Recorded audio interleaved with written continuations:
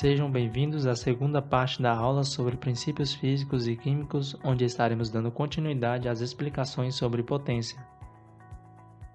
Para calcular a potência instantânea é mais simples. Basta multiplicar o torque máximo obtido vezes a velocidade em que esse torque é obtido.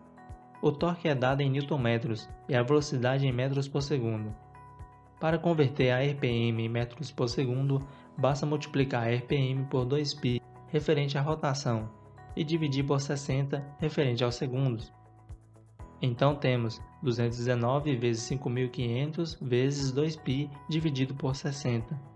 Logo, a potência instantânea é de 126.125,77 watts, ou 171,48 cavalos, que é praticamente o valor fornecido pelo fabricante. Já se perguntou por que carros com menor potência conseguem um melhor desempenho em arrancadas ou pequenas distâncias? Isso geralmente acontece quando o carro menos potente, no caso, é mais leve, pois o cálculo de potência média leva em consideração a massa do veículo. É o que normalmente se chama de relação peso-potência, que é a massa dividida pela potência. Porém, depois que o veículo se desenvolve, a sua massa é direcionada no mesmo sentido em que se desloca. Neste momento, a potência instantânea explica por que o veículo mais potente ultrapassará o mais leve se o percurso for maior.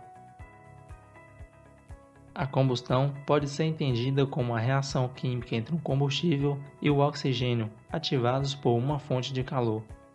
Para que se obtenha combustão ou fogo, é necessário que se obedeça à regra do triângulo. Tem que ter combustível, tem que ter oxigênio e tem que ter o calor para ativação. No caso do motor de veículos terrestres, temos como combustíveis a gasolina, o etanol, o diesel e o GNV. O oxigênio é obtido através do ar aspirado ou sobrealimentado por turbo, e o calor é obtido pela vela de ignição, ou no caso do diesel, pré-ignição de alta pressão. Quando se precisa realizar uma reparação no motor, a regra do triângulo é primordial para identificar o defeito. Para uma combustão perfeita, é necessário que haja uma proporção correta de massa de ar e combustível. Essa proporção é obtida pelo cálculo estequiométrico. No caso da gasolina, a proporção correta é de 14,7 partes de ar para uma parte de gasolina, como mostra o gráfico. A fórmula colorida destaca a reação da gasolina com o ar.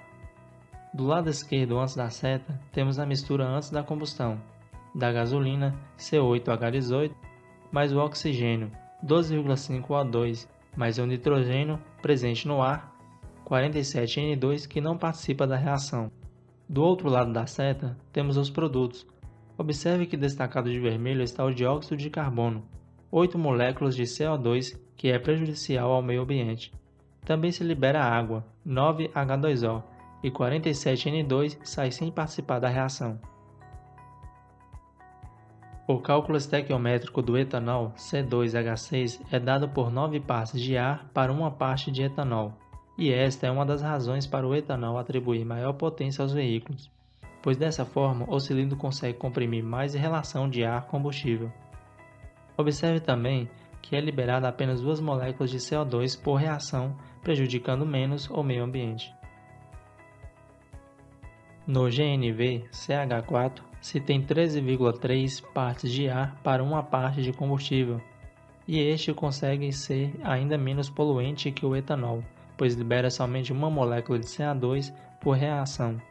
O fato de o GNV atribuir menor potência não está relacionado inteiramente às relações estequiométricas. O diesel C12H26 necessita de 15 partes de ar para uma parte de combustível. É o primeiro da lista de mais poluentes, pois libera 12 moléculas de CO2 por reação. A grande característica lhe atribuída de força se dá na sua densidade, que lhe permite ter 15% mais energia do que a gasolina. Essa energia é liberada aos poucos, permitindo uma melhor distribuição ao longo da descida do cilindro.